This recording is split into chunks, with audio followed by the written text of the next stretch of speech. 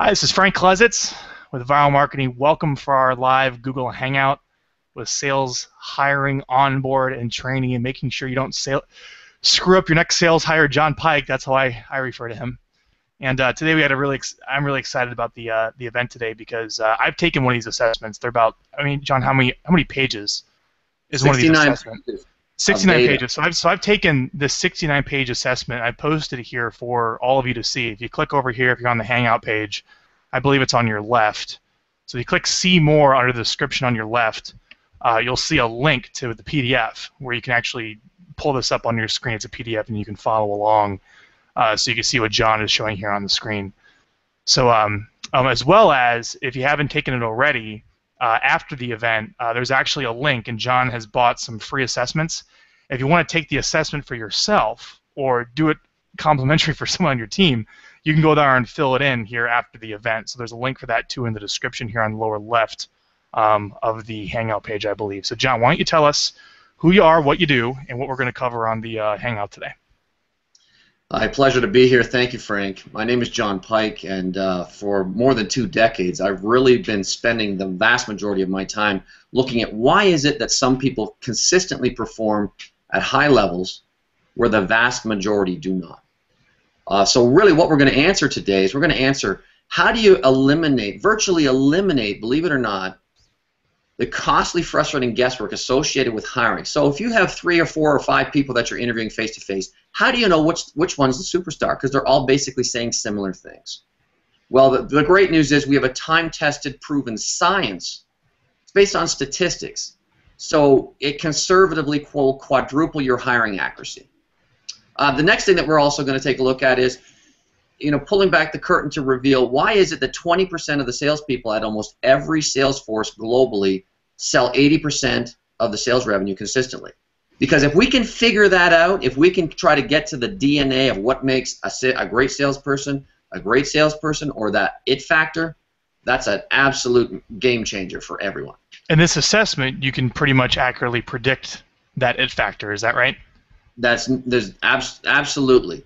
It has an unmatched track record of delivering unprecedented results because it's a proven science. It's time-tested and proven. Every market, every industry, it never has it not ever worked. Yeah, and I just have to say, I've worked with a lot of the clients that John has consulted on, who have struggled with finding the right salespeople, and John magically tends to recruit them and put them through the assessment, and next thing you know, they're setting a whole bunch of appointments and making sales, and the client's just completely overwhelmed by, what was it, and it was really your ability to get through all the kind of the BS that you hear in the initial interview stages and Right. focus on the key behavior or character traits or whatever it is that makes someone successful. Absolutely. So yeah, man, so let's pull up. How about let me briefly show everyone my assessment. Let me do a Sure. screen share so Okay. people can actually see what this thing looks like. All right. So you should be able to see my screen now. Is that formatting good for you, John? Maybe go a little wider. That's perfect. Just like that, you can see it. So look at this thing. This is ridiculous. So we go down, we have your typical disk. So this is my disk. But there's a lot more to it than the disk. That's where it starts. And I keep going down further. We have different types of dimensional balances. Let's just keep scrolling very smoothly so maybe you can see all the stuff that we're going to cover today. And you have the key pages here printed out that really give you the key information, John, that you're just Right. going to hold up to the screen. Mm-hmm. I just wanted everyone to see the scope of this. I think the values is very interesting of what you value in your, in your behavior set. Mm-hmm. I'm interested to go over that. Keep going here. See, this is where you come in, John, is be able to interpret these darn things in the first place and knowing what you need to know when you get all this information. Right. I love the very end where it tells you how good someone is on like prospecting, greeting, qualifying, demonstrating, influencing, closing. Right. That's really interesting to me. But even more interesting, I love the very bottom where it tells you your from top to bottom your core attributes. So I guess I'm very good at following directions, but I'm very poor at self-control. So we'll get into all this here at the very end. So I'm going to go ahead and share my screen back, all right, just so people can kind of see the scope of what we're going to cover today. And then why don't we go through top to bottom, and why don't you interpret if I'd be a good salesperson for your sales team or not? Okay. Sure, sounds good. First of all, let me just tell you a quick story.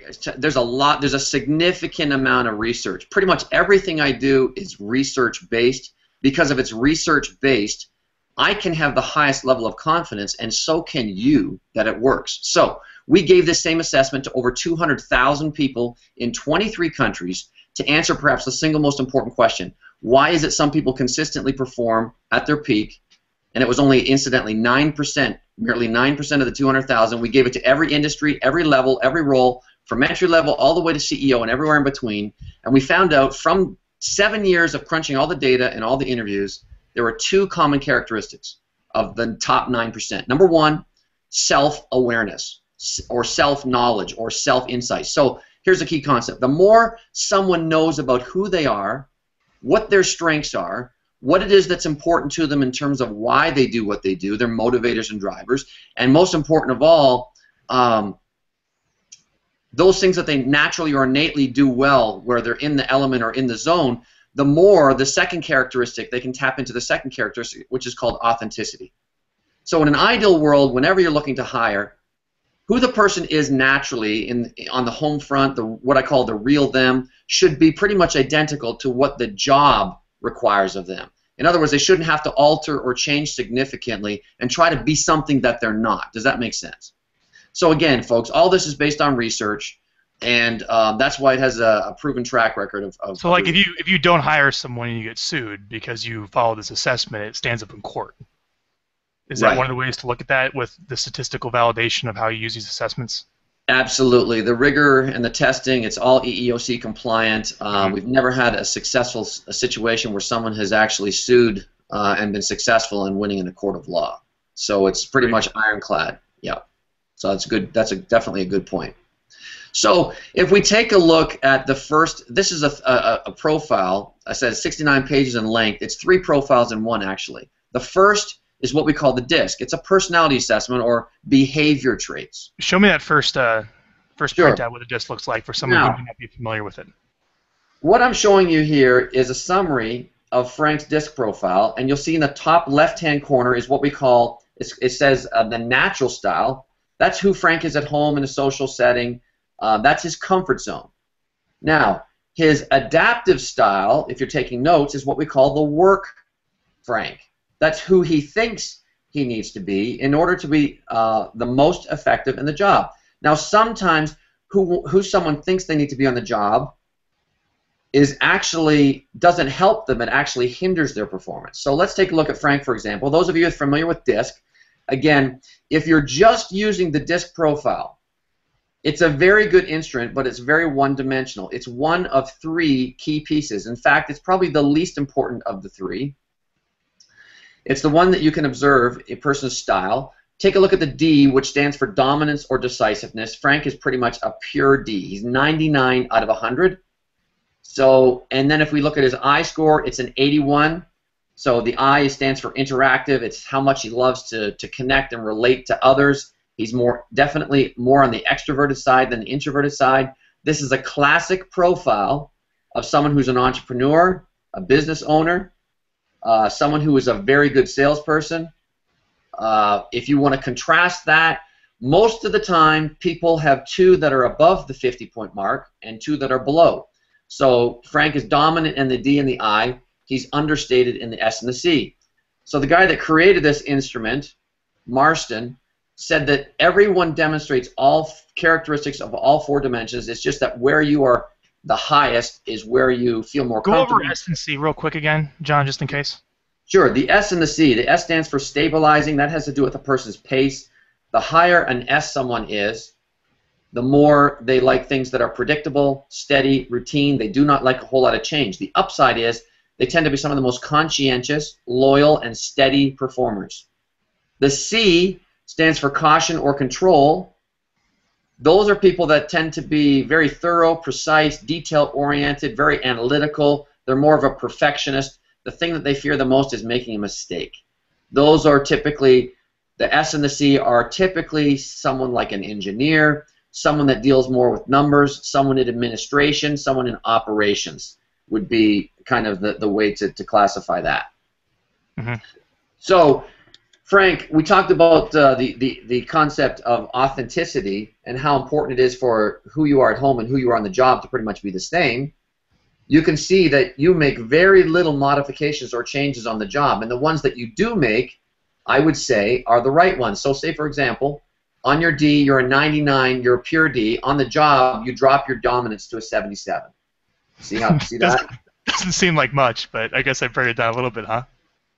Yeah, well, it actually, in an ideal world, you really don't want that to change any more than 30 or 40 points, because what happens is you're trying to be somebody that you're not, and it causes stress. So I'm comfortable bringing it down when I'm in work.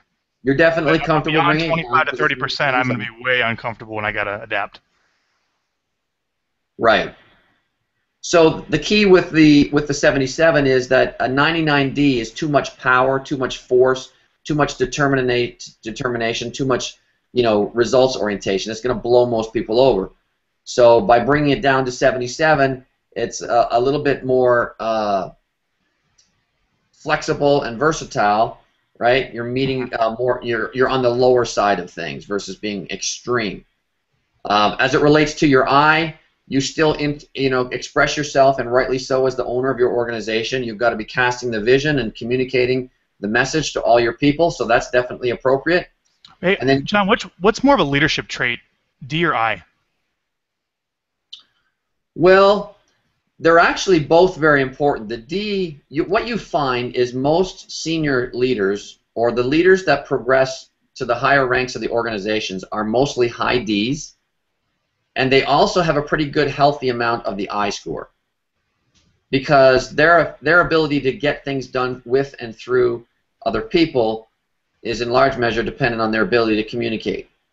So oftentimes you see a high D and a high I are kind of the stereotypical profiles, if you were, for leaders and entrepreneurs. No, I notice I adjust my S and my C down to get things done now, I guess. Well, there's a couple of things that are contributing to this. Number one is you have done what you are doing, and you're an absolute expert in your field. So the mastery that you have, and the insight that you have, and the knowledge that you have, you don't have to slow down, right? You don't have to take your time. You can be completely unencumbered and freed up. And actually, a better use of your time is to have other people at your company do a lot of the task-oriented things, right? To do a lot of the details, the busy work. That is not the best utilization of your time and effort. So again, with the DISC profile, it's a measure of someone's personality style. Really takes a look at. The key is the personality. It's one-dimensional. It's personality, and the reason why this instrument is so vitally important, and I actually have created a sales training program based on this. It's only 2 to 3 hours in length, but I submit to you it's probably one of the most powerful and effective. Because when you think about it, a person's personality style is their comfort zone. A person's personality style typically dictates how they think, why and how they make decisions, and also how they want you to communicate and interact with you. So Frank, you want somebody to be good, be quick, and be gone. In other words, don't ramble, don't waste my time, be direct, tell me just the top of the trees of what I need to know. Yes or yes? Yep. Absolutely. If a salesperson communicated with me that way, I'd probably give them the business. Absolutely. So with somebody with your style, they've got to demonstrate that they know what they're doing, right? Mm-hmm. And they've got to be very, very well prepared, so that they demonstrate their competence in whatever it is that they're selling, or what company they work for, and then there's a very high probability that you are going to be. Now this disc is the same one someone could take. Are you familiar with Tony Robbins' website? Where I think he has like a stake and disc, and this is the same exact one you could take for free on the Tony Robbins site. Yes, that's correct. Same one. Okay. It happens to be. Oh, go ahead. Well, I was saying, so you have the personality. Just so in my mind, so you have personality. So there were 2 other dimensions. What were the other 2 dimensions? The other 2. The complement add on to the disc. Right. So basically the DISC profile is how someone interacts with another person, right? Okay. Now we go a little bit deeper, and we talk about why does the person do what they do. In other words, what's important to them. At the end of the day, what is it that fulfills and drives them? What is it that motivates them? And here's something that's so important.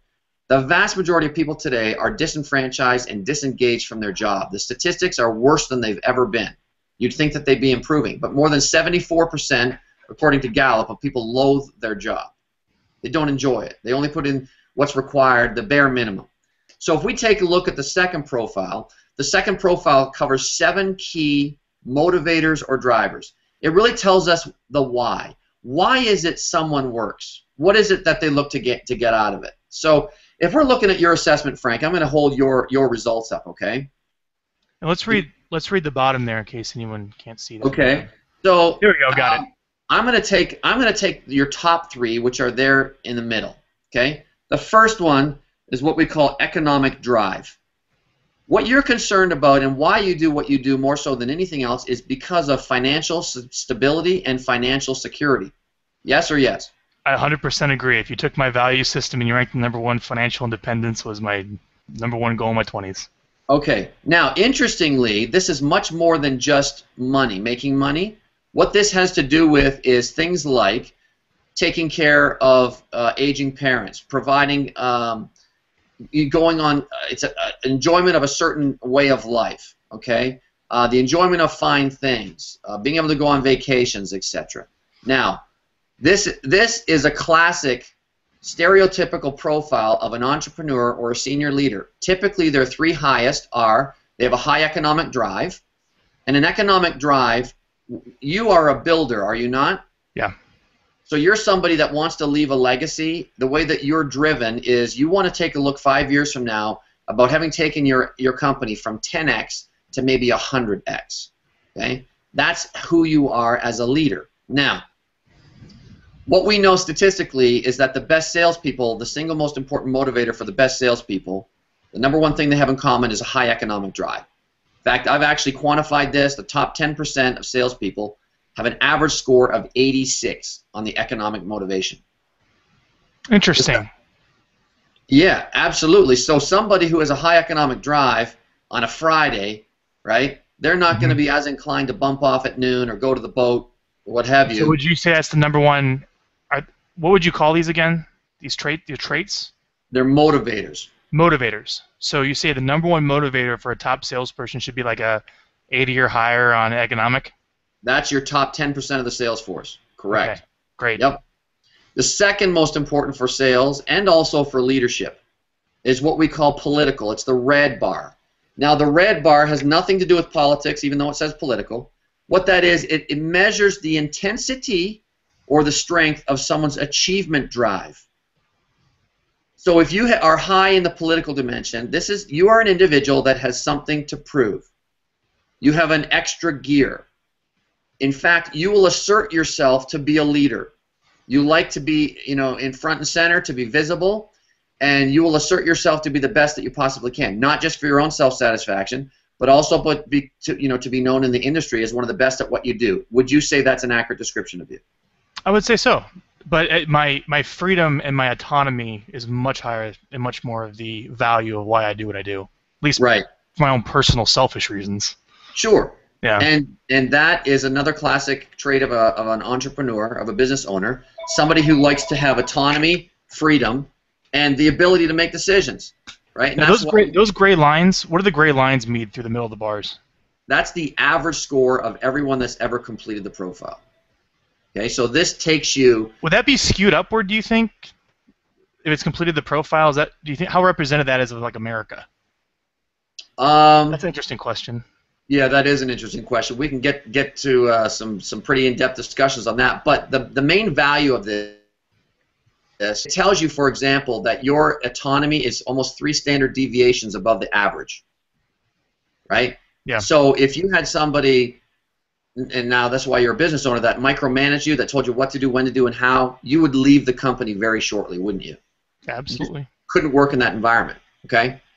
Now, the second most important characteristic for sales is achievement drive, which is the political, right? So you probably want to, for me to be a salesperson versus like maybe an entrepreneur, which are probably different traits, you definitely want to see a higher economic a little bit and a higher political. Yeah, but these are still within the top, 12 to 15%. Okay. So the motivators for a senior executive or business owner are very, very similar to the motivators for a hard-charging, consistent, high-performing salesperson. When you think about it, they're highly economically motivated, and they have something to prove, right? Mm-hmm. They have a strong achievement drive. Their sense of worth is dictated in large measure by how they perform in their job. Now Okay? let's look at. I'm interested in theoretical. Sorry if I'm pulling you off on this, but this is fascinating because I Sure. guess it's my own profile. Sure. But profile theoretical seems high to me. What does that mean? Okay, what this means is you have an above-average interest in learning, and that you have an above-average intellectual curiosity. Now, when you think about what you do for a living, Frank, this is a perfect fit for you because you have to be on the cutting edge of all the latest technology that supports or helps marketing, right? Mm-hmm. So you're a voracious learner. You love to be reading different things from different experts on how that can impact somebody's business. If you were somebody that was very low on the theoretical score, learning about new things would be like pushing a boulder uphill. Okay, you know what would be? See, it sounds to me like that theoretical is like one of the most important things on here. It's a great question. It depends on the industry. So, for example, if you're dealing with technology like computer software, things like that, absolutely crucial. If you're talking about somebody, who in real estate, there's a tremendous amount of information to learn, especially somebody that's brand new. Mm-hmm. If they're low on the theoretical score, it's going to be like I said, it's going to be very painful for them to to be as opposed to somebody like yourself who will embrace learning, who loves learning, and who believes that the more that they learn, the more effective they're going to be. I'm about one standard deviation away from the mean on that. 1.5. 1.5 standard deviations higher than the average. Yeah. Got it.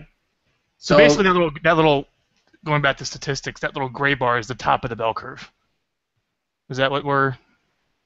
Yes, that's right. All right.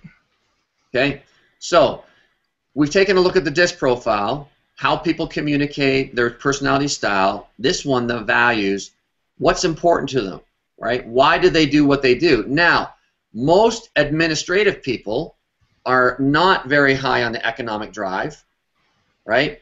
And where they're typically higher is in things like a genuine desire to help other people, right? Or that's my lowest. Right? Or regulatory means how much does someone like systems, processes, rules, procedures, how much do they think that they're for a benefit and for a safety? So if you have people in admin or operations that are very low on the score, what that means is that they perceive that rules are meant to be broken and that the end justifies the means. If you're high in the regulatory area, you tend to be more of a legalistic person, somebody more that says that things are either right or wrong, it's either black or it's white. So you do not want people handling, like, for example, a transaction coordinator that doesn't follow the rules because you're going to get into big trouble. Okay? So we could go on for a lot of and really dissect this. There's a tremendous amount. Is there a book that maybe someone could read or I could read that maybe how, like, even a parenting book, but what causes someone to have these traits versus somebody else? I mean, it's innate in your DNA, but I'm sure a lot of it has to bring with your upbringing and where you're from. And anything you know about that? Well, I guess the classic, psychological theory, I guess, still is that it's about 50% nature and about 50% nurture, right? Yeah. So a lot of this is genetic, but some of it also is learned and observable, from your life experience. Now, they do say that about 90% of our personality is forged by age 5. We see it with our kids. They all have a significant amount of diversity. And typically, people become more like who they already are. So this is a critical point, Frank. Mm-hmm. Those owners out there, broker owners, who have people that are typically performing in a marginal basis, or if they've ever put somebody on a performance improvement plan, the vast majority of the time, they have to fire those individuals. Why? Say that one more time, John. Yeah. If someone's having challenges with performance, and one of their employees is on a performance improvement plan, meaning they're on probation. If they don't elevate their performance and improve, they're going to be fired. They're going to lose their job. The vast majority of the time, people are incapable of making the turnaround. Right? They're simply not able to do what's expected of them because it's too foreign and too far removed. They're having to do something and be somebody that they're not. So they're not being authentic, right? So people only change in the movies is what I say, right? For the most part. Most of the time people become more of who they're already like, okay? Is there any way, by the way, to find out these motivators through like a traditional interview process of question and answer when you interview somebody? Absolutely. I mean, you can do your But they're all best. kind of like lies. Yeah, you're going to just be stumbling your way through it, right? But this assessment tells you the truth behind right. what you And get see, at the very beginning. I've used this analogy before, Frank, the iceberg analogy, right? More than 90% of the iceberg is below the surface. Well, more than 90%, about 94% of a person's capability to do whatever it is that you're asking them to do is hidden to the naked eye. It's underneath, right? Which is the next assessment that we're going to get to. It's the attribute index. So we got the how. Now that was the why, right? Exactly. We have the how, which is the disc. We have the why, which is the values index, which tells us why they do what they do, their motivators and drivers. And then the last and most important piece of the puzzle, which is what I consider to be almost the holy grail, is the can, or how well can they do certain things. So let's take a look at your profile, the third and final profile, and I could spend an hour just on this one document alone. It's very comprehensive. Just a little bit. Yeah, just a little more. Okay. That's good. So I'm only going to take a look at the external for a second. The external is fixed, meaning it does not change. This has to do, believe it or not, with how the brain is actually hardwired. The guy that created this assessment was nominated for the Nobel Peace Prize based on his work to humanity. They believe he would have won, but he died, and you can't be deceased and win the award. This is one of the most highly statistically validated assessments in the world. This actually takes a look at how do you think and how do you make decisions at an unconscious level.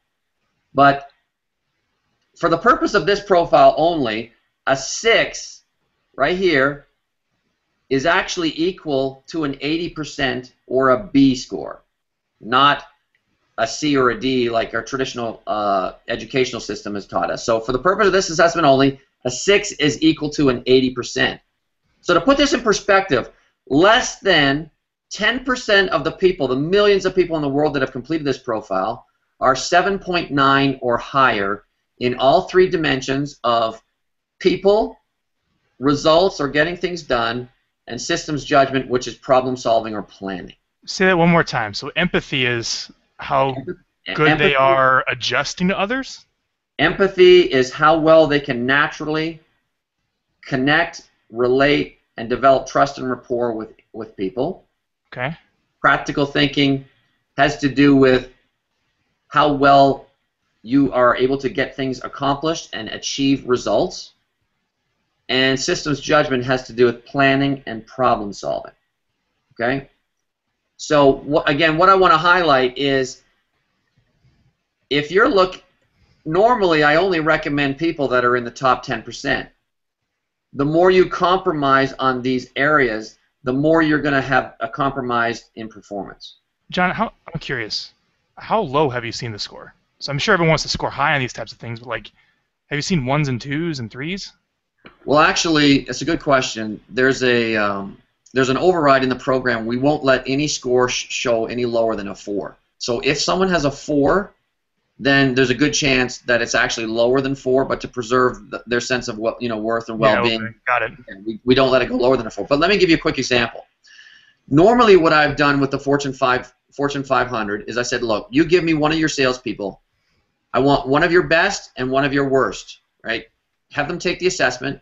Don't tell me who's best or worst. I'll tell you based on their results. Well, let me just tell you, recently I did one, and they had, out of the 78 scores that we measure on page 69, there's 78 different attributes here. Of the 78 different scores, the one person who was very poor, one of the worst salespeople, had 74 of the 78 below 6, or below an 80%.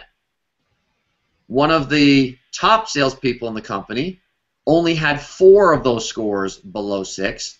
The remaining 74 were above 6. So 6 and above is okay.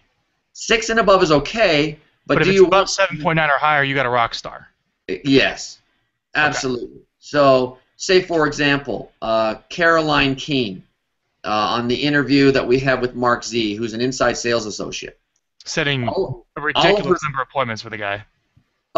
23 in-house appointments in Yeah, 1 week. 1 week. Okay, we can predict, okay, based on statistics and science, a person's capacity to do that well based on scores, not just personality, not just motivators, but most important of all, how well can they do certain things? How well do they develop trust and rapport quickly and easily and naturally? So all her scores were above 7.9. She's in the top 10%. So if you don't use this third profile and you're just using, the Tony Robbins DISC profile and values index, which you can get for free, since only 10% are 7.9 or above, you have a 90% chance of getting people that are below that, right? So you're really throwing the dice, and the amount of time and cost involved in making that decision and hiring the wrong person is just too much for most people to handle. Great. Let's keep going through that assessment where it goes in like the prospecting and how Okay. we do certain parts of the sales process. So what I'd like you to do in a moment, Frank, is to show your page 60, because what it does, this instrument actually will take the 78 different characteristics, and it will tell us all the steps in the sales process from prospecting all the way through to closing. What are your scores? How well are you able to do this based on your 78 different attributes? So what you need to know here is that on page... I don't mean to interrupt you, John. In case for some reason I'm not really good with the camera on Google Hangout yet, Yes. if for some reason this isn't showing up live for everybody, I want to remind them that under the description on the Hangout on the event page, if they click See More, they can actually download the exact PDF that we're showing here to show on their screen. So if the camera keeps changing and showing faces, whatever, they can get that there. So go ahead and keep going here, John. Okay, it's representing perfectly on my screen right here. Okay. This is page 60. So it's got the 6 steps of the sales process. This happens to be prospecting, greeting, qualifying, demonstrating, influencing, and closing. How well are you able to do those things innately? Now remember, this is not skill. This is your natural aptitude and ability to be able to do these things. Now it's interesting. The average score of the top 10% of the salespeople from my research is a 7.8. Now you'll notice your lowest score is a 7.7. So you only have one score that's 1% lower than the top 10% of the salespeople. The way your brain is actually hardwired, right, is you are very, very good at all of these things. So, how common is that? Well, it's only about 10%. It's actually less than 10% because your score is actually your average score. I'm over an 8 on most of them, which what bring it down to 5? Yeah, you're definitely in the top 5%. Conservatively in the top 5%. So I hate prospecting. Yeah, you don't like prospecting. I'll do it. But let me ask you this: are you innately good with interacting and connecting with people? Sure, absolutely. I think so. That's a definite strength. Anybody knows that you're very personable, and that it's just a natural extension of who you are. It's not something you have to work at. We have to write on these, John, that 6 is 80%. Correct. Because you look at this and you think you want to see a 10, but that's completely incorrect. Right. So that's so important. Is a 6 is an 80%, and less than 10% of people score a 7.9 or higher. So if they're an 8, or you have anyone exceptional 8 or higher. Absolutely. Is that what you're saying? That's a critical. That's the most important takeaway I got from this. Well, here's the interesting thing.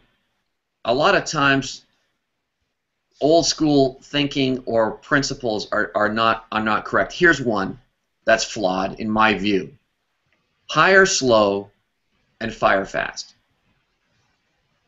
Why, if you see somebody with this caliber of a profile set, behaviorally, motivators, and talents, what I do is typically within the same day is I tell the owner, fast track this individual. Call this person today, ask them whether or not an interview, tomorrow morning or tomorrow afternoon is best.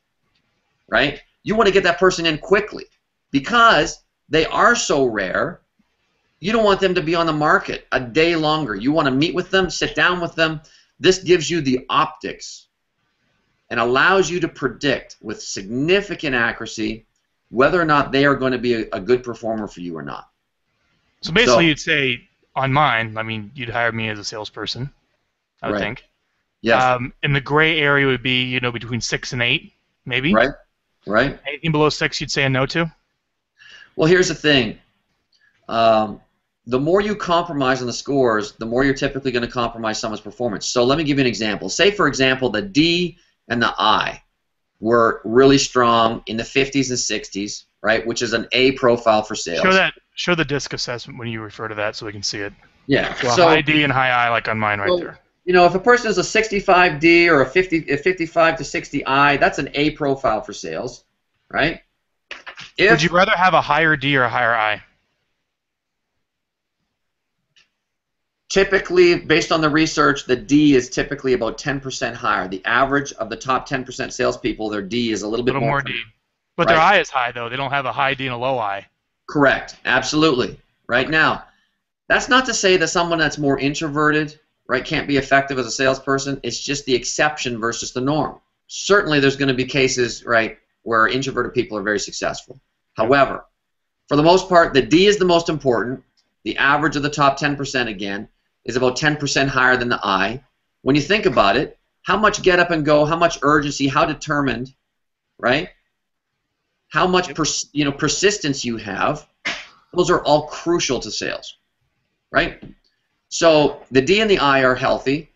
We take a look at the values next, and you have a strong economic drive, which is the case. So what are the orders of these again for salespeople? You said economic is 1, then political. Economic is number 1. Political or achievement drive is number 2. And depending on the industry, theoretical is very important, okay? In terms of how much they like to learn, how much they'll embrace learning the industry and learning things. How come individualistic isn't that important for a salesperson? You wouldn't put that there. Here's the thing. A lot of brokers have said to me, John, he said, I don't want to be training my next competitor. So sometimes people that have a really high individualistic score are your classic entrepreneurs, right?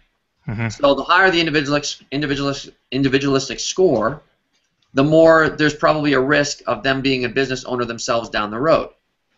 But when you think about it, you want somebody that doesn't need to be to hold their hand. They're self-directed, right? They basically they get out there and they do their thing, and they work autonomously. So, while a lot of brokers have said to me, I don't want to be training my competition, really it's up to them as a leader to provide the work environment such that they wouldn't want to leave. Providing systems and the structure, right? Yeah. To make so that they'll be making so much money they wouldn't want to leave. Let me get this right. If I was looking at that chart, the first thing I would look for is I want someone with a high D, I maybe 10% less than that. 10% higher typically than the I is the average. Okay, and the average. And then I would go down to the motivators. I would look for economic being the top one. Correct. But you also want it above the norm. So even if it's the top, even if it's below the norm, it's the top. Then it might not be. It still might be a problem, right? Right. Okay. And then I would look for political. Right. And depending upon the industry, maybe how much they're a sponge to knowledge is the theoretical. But the individualistic is kind of giving me a gauge of, will this person go off and compete with me? Well, it is an indicator. It's not necessarily. It doesn't necessarily mean that they're a high individual that they're going to leave. But again, it comes down to the leader of the business owner. The office. And for those of you that are in the rate group, you have such a compelling, unique selling proposition, a marketing system that can't be duplicated. Why would somebody want to leave in a situation like that, right? For instance. Yeah. So let's go. I mean, do you want to go a little bit deeper into each of the roles? So we have let me show my screen again really quick. So if you guys can see my screen, let me default that. So we're on the third part of the assessment, which is how good we are at certain things. And here's the overview. So we have A, B, C, D, etc., right? Right. But then the report even goes deeper. It goes into, okay, here's where you scored in each of the parts of the sales process. Right. But then it breaks down how well you did of the A. That's exactly right. And then it breaks down how well you did of the B. And I find this even more interesting. You want to talk a little about this, John? Right. So within the step of prospecting, how much initiative do you have? What's your intuitive insight or decision-making like? How quickly, kind of naturally, can you come up with solutions and recommendations, right? Because when you think about it, so much of sales is gut instinct or just an innate natural ability to know what to say and when to say it and how to say it. And what a lot of people are trying to do is they're trying to use scripts so that, I've heard this many times before, to make it, to boil it or to dumb it down to its essential piece so that even a monkey can do it, right? Does that work, John? I know. I'm not gonna have the answer to that. I'm gonna give you one quick example. All right. Yeah. There is a guy who invested in some of the world's best coaching training program on the planet as it relates to sales for his entire sales force. After the training, shortly thereafter, he fired every single one of them. Of a sales team. All 10. It's no salespeople now. Now, the problem wasn't the training. It wasn't the script or the motivation. It was the problem was the people. He had the wrong people. He's training the wrong people. So let me. This is absolutely essential. This is perhaps the single most important concept that you're never going to hear anywhere else. Not to my knowledge. I've never heard it. I've never heard it spoken. And training companies hate me for this. Listen to this. So, in school, everybody probably had. Most people had a worst subject. Mine was math. Okay, I still hate. I despise math to this day. I suck at math. Okay, now listen very carefully. The way that my brain is hardwired, I don't get math. It's not clear. It's fuzzy. Okay, it's like a lot of distortion and a lot of snow. If I'm looking, to use the analogy, 3 different screens, 3 flat screen TVs are all the highest, best quality, 240 hertz, 1080p. But the reception and the quality of the signals is the only thing that's different. So if I have low scores on the attribute index, right, I basically am seeing things with bunny rabbit ears reception. In other words, my brain is compromised. The hardwiring of my brain is connected in such a fashion that I don't get, for example, people. My ability to connect and relate and develop trust and rapport quickly and easily is compromised. Now, there's nothing I can do or you can do or anybody can do to really help improve that person's deficit in that area. Getting back to math, I retook a math course with the hopes of getting a higher grade to elevate my GPA. Even when I retook it, I only got like a 6% increase.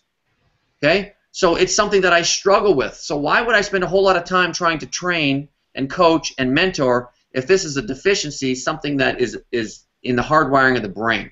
Mm-hmm. Conversely, if somebody has high scores, instead of seeing it with bunny rabbit reception, bunny rabbit ears, they see it in the clearest, crispest, high definition, right? That's the difference. So this is the reason why the vast majority of sales training falls short and why in an economic downturn most senior executives cut traditional sales training as one of the first expense items because they know deep down it doesn't work. It's a luxury. It's a carrot, right? So I submit to you, it doesn't pay to be investing in your low performers. It pays to invest in your high performers. Mm-hmm. So if you make a wrong hire in a salesperson, your chances of getting somebody to be a consistent high performer in the top 20% is slim to none. And so most consultants, training firms, they want to put everybody in a classroom. They want to put you through this 3-day training program. And I used to sell for one of these companies. It was the biggest company trusted by 427 of the Fortune 500. But what I found out was that after the training, the high performers continue to be high performers. The low performers continue to be low performers. So there's no direct causal link between the training and an increase in sales. Well, I had to resign from that company because I just couldn't do that. I had an ethical dilemma. So the reason why this is a breakthrough is this tells you, again, do they have the right personality style, the profile, the DISC profile? Do they have the right set of motivators? Okay, if they do, now you've got 2/3 of the picture. But now, most important of all, can they actually do it? Do they see things in high definition? Is it crystal clear so it's a natural extension of what they do? Their ability to problem solve and come up with solutions and recommendations is just like second nature, right? Their ability to connect and relate and build relationships. That it factor, that what I call the sales DNA, that all these senior executives are trying to replicate in their, their best salespeople, they can't figure out how to do it. This is how you do it. This is how you provide a scientifically time-tested, proven way to do it. This is great, John. Thank you for interpreting this for us. Hey, let me go back to this. I'm sure people had a couple quick questions. Yeah. Because this is a little bit off from what you told me before. Hang on. So you said 7.9 is in the top 10% above that, right? Right. You see these little markers right here? What do these markers mean? Are we adjusting the 7.9 here on these? No, that's the average score of folks that have taken this profile. Okay, so I scored average there, above average here, right about average. Okay. Right. So it goes through prospecting. We're going to go down. It goes through how well we do at greeting. So what are you looking for? You're looking at the bar or higher, basically, right? Correct. Okay, so and that's what you want here. Got it. So keep going. Any red flags? Like, is my balanced decision making a red flag? I guess it's still above a 6, which is 80%, right? No. The best way to look at this is to go to the final page, page 69. So this is the core I love this one. Let's talk about this one. Hang on. Let me change my screen. Do you want to hold this one up, or do you want to do the screen share with me? Yeah, absolutely. I'll hold this one up. Yeah, hold this one up. All right. So what you see here is a summary of 78 different characteristics. Okay, this is basically page 4, an expanded view of page 4. Okay, now you can see very clearly. Let me read some of them. What I'm looking for here is patterns or themes. And I'm also, in addition to looking for patterns or themes, I'm also looking for where you have the highest scores to tell me what you innately or naturally do best. So we have 5 scores that are a 10. Following directions, problem and situation analysis, realistic goal setting for others, seeing potential problems, using common sense. Now let me put that in perspective though, because a 10, would that put me like in the 0.0001% based upon a 6? A 6 is like 80? It's extremely rare. Interesting. Extremely rare. Well, I have a lot of common sense, John, huh? Yeah. Well, that's good, because apparently I have no self-control. So let's keep going. I know it's interesting to me. We can make fun of myself all day on these for the world to see. So keep going. Tell me what I got to know. I seriously would have to probably go through 100 of these profiles before I would see a 10. Interesting. Maybe more. Okay. So now if you take a look down, then you've got some that has to do with people, the people talents, correcting others, developing others, evaluating others, freedom from prejudice. Okay, now you've got some more problem solving, realistic expectations, sensitivity to others, understanding motivational needs, integrative ability, theoretical problem solving. Okay, so let's just stop for a moment.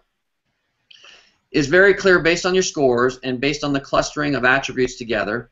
Number 1, your strongest innate ability has to do with problem solving. Number 2 has to do with people, being able to connect and relate naturally and comfortably with people. Would you agree with both of those? I would think so. I enjoy solving problems. That's what I do. Okay. Now, you enjoy solving problems because you're good at it. That's the thing. If you weren't very good at it, just like in math, you probably wouldn't enjoy it very much. I mean, that's what entrepreneurship is. It's about taking chaos and trying to systematize it. Right. You know, and yeah. So you're looking at like what things are in groups. Like here, I want to go to the bottom, man. I'm really interested. I mean, that's great what I score well at. But you may see people that come in here and the highest score is like a 5 on everything. Like you're looking at 4s, 5s, and 6s. Right. You know, but while some things may be at the top, but it's 4, 5s, and 6s. Let's talk about the things down here. I want to know what I know my strengths. Let's talk about what I'm not strong at. What does that mean on the lower right? And give it to me good. I want you to tell me what's up. Okay. Well, the only score that you have that's you have 2 scores below 6. It sounds like it's very self stuff, like self accountability and like. Right. Well, it's all self. It's common. Whereas problem is solving is my top and people is my top. Right. Right. It has, and incidentally, part of this assessment is situational, and part of it is fixed. We didn't have we didn't go into a lot of detail, but on page 4 where we had the external, those things are fixed, right? Then the internal scores like self-esteem, role awareness, and self-direction, those are situational. Meaning, if you were to retake this assessment, the external ones would pretty much be the same, but the internals could be very different. It depends on your stress that you're when you're taking this instrument. This time it's a very delicate instrument. So let's take self-control for example, and this is why it's so crucial you have someone like myself to interpret this instrument, because there's so many nuances to it. Self-control doesn't mean that you like how you and I would kind of define self-control. Eating a giant chocolate cake. Right, like not having enough self-control. Yeah. Self-control, for the purpose of this instrument, is here's how we define it. In a high-velocity situation, a situation where there's quite a bit of stress, let me give you an example. If you're on a team of 4 people, and one person on that team drops the ball 3 times in a row and causes significant rework for the other 3, you are not going to be you're going to come unglued, right? Yes. You're just going to call it as it is and say, hey, yes, look. I would. Yeah, that's what that means. Someone would be stabbed. Yeah, absolutely. You're in a high velocity situation. Any of the consequences. Yeah, you're right. Stress, yes, exactly. You're going to say, okay, look, buddy, something's got to give. I think you're over your head here. See you later, or some whatever, right? Mm-hmm. But that's typically one of the lower scores, or a common score that's lower. Now, interestingly, any red flags or anything you would interpret from some. Let's talk about salespeople though. Let's go back to the premise of this. Are there certain things that you don't want to see down here? Because obviously I score very well in the sales area. Right. Okay. Everyone's going to score at the bottom at something. Are there certain things you want to look for at the bottom that are maybe more important than others? Right. One just came across today that I evaluated, and I gave it, an X. And it was their people talents were some of the lowest scores that they had. So in other words, again, the hardwiring of the brain, they're compromised from the standpoint of their ability to connect and relate to folks is very, very poor. Now, that's the whole basis of sales, right? Where would that score be? Where did you see that? That's those scores that you have up here. Like which ones? The correcting others, evaluating others, freedom from prejudice. Others, things that say the word others in them are higher. Sensitivity to others, freedom from prejudice. If those are 4s and 5s, I got to ask you this. My altruistic is very low. Right. Meaning I don't care about others, but I scored very high on others here. Any insight on that? Well, it's interesting. Yeah, that's a good point. See, each of these assessments are separate, but they're inseparable from the standpoint that it's a separate section. Separate section. Yep.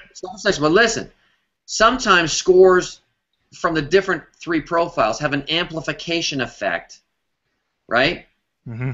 And help things even more. So let me give you an example, okay?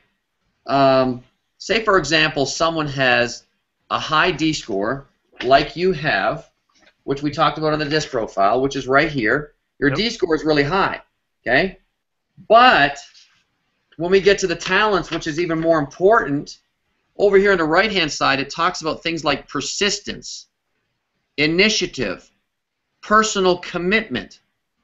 Okay, this literally helps you reach into the soul of an individual and determine things that you have absolutely no visibility to in an interview that we talked about before. So let me read a couple of them. Okay, these have what I call the intangibles or the internals. Things like handling stress, self-esteem, self-confidence, self-starting ability, consistency and reliability, enjoyment of the job, initiative. But you have to keep in mind the scores of these are all in 8s and 9s. Yeah. 7, 7.5 is your kind of like your lowest area. Initiative, persistence, personal drive, self-discipline, personal accountability, personal commitment. You see the depth of insight that you have here. So we have 5 minutes left, John. Yeah. Here's what I want to do. I want to summarize everything we covered today. Okay. Let's say that we had to break this down to the 80-20 rule of the 80% that's the most important here. Mm-hmm. Tell me when I get these profiles and you had to do you're getting all these profiles and you had to do a quick glance. Right. Let's take step by step what you're looking for if this person's even worth interviewing to go further or throw it out. Great question. Is it a good question? So, like, if you're just scrolling through it, I'm not saying eliminate them from hiring. I'm just saying who needs to get an interview and who doesn't. What are you looking for? All right. This is a huge time saver because basically you don't want to even call anybody into an interview unless they have the it factor or what I call the sales DNA. And what you're looking for, again, on the disc profile for sales, whether it's an inside sales agent, listing agent, or buyer agent, you're looking for a high D and a high I. Most of the time, that is your safest bet. Sometimes, again, you're going to have people with a low D that are very effective salespeople, but it's the exception versus the rule. And do you want to go against the statistics, or do you want to be in the majority, right? Now, then the second piece is we want to take a look at their motivators, their drivers. What are they motivated by? We're taking a look at, from a statistical point of view, a high economic drive and a high achievement drive are the two most important. Okay? A high economic drive and a high political. And a high political, which is achievement. The red one. Got it. Right. So far, Frank, you're an A+ on your disc. You are an A on your motivators, only because the average of the top 10 is an 86 on the economic drive, and yours is a 79. Okay? Interesting. So, we're batting 2 for 2. Extremely strong. Now, go to the third and the most important.